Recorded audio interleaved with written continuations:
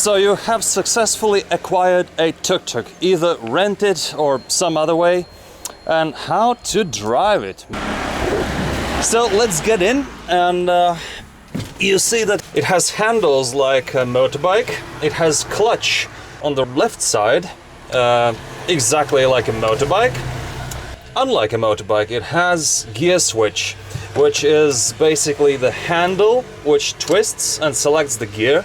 So this little dial is supposed to show you which gear you are in. So there is reverse, something that I don't understand, which is the A, neutral, first, second, third and fourth. And basically you can engage the gears by pressing the clutch and twisting this handle. Simple enough. Then there is a key which you turn to ignition position on the right. Then there are 3 buttons here. The red one obviously turns it on, but it won't do anything while you are not in neutral. This one is the windscreen wiper, and this one is the lights. Down here you can see the handbrake lever. There is a little button which you have to press to release it or engage by pulling it upwards. Always remember to release it, because I've driven away a couple of times and felt that it doesn't pull that well, but it's just I had left the handbrake on. And on the right side there's a brake pedal, and obviously no ABS. And then there is this lever which resembles a handbrake, but it does something with the gears. So in case you cannot engage the neutral, it just will not turn even though you press the clutch. In that case you have to hold it, try to twist it, and at the same time pull this lever all the way up, and then this will allow engaging the neutral. So that happened to me once when I had parked and then I wanted to start it again, and it just won't start. It won't engage neutral. I thought I had broken something, or it has broken, but it was an actual feature in these tuk-tuks. So yeah, let's try driving it and see how it goes. One thing about Sri Lanka, India and this region generally is that they still produce carbureted engines, and there is a choke. So basically you have to twist it up to give it a bit more rich mixture when it wants to stall, especially when it's cold and it's idling.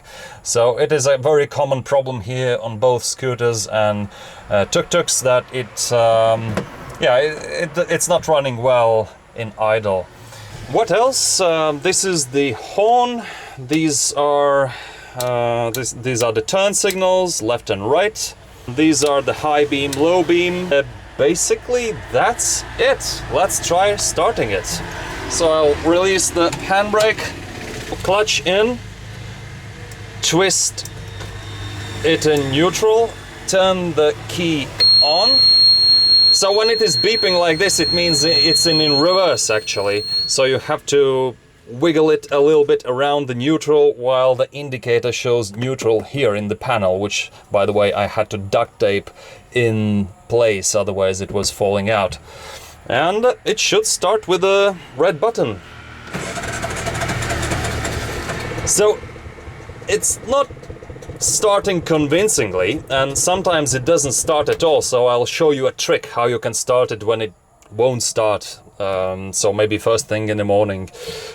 So I'm holding this lever with the left wrist while turning it on with the right hand, and while I will be pressing the red button with the left hand, I will be giving it a little gas, so it will start right away convincingly. So let's try. You saw? The idle is not good on these vehicles, but if you give it a little gas, it will start right away. So it's a carburetor thing. Twist it to get it in first, release the clutch like on a motorcycle, and give it a little gas. Oh yeah, it goes. Alright, there are some tuk-tuks coming. So when you need to change the gear, you press the clutch, release the accelerator and simultaneously twist to the next gear and release the clutch. So basically like a motorcycle, except you are switching gears not with your foot, but with your left hand twisting the handle. And basically that's it. You can go up to speed in third. And there you go.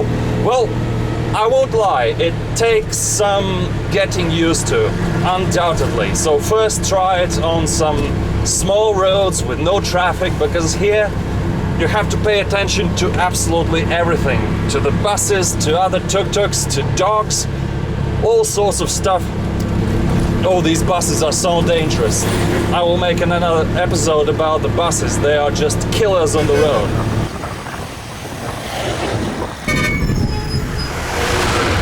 And yeah, the brake.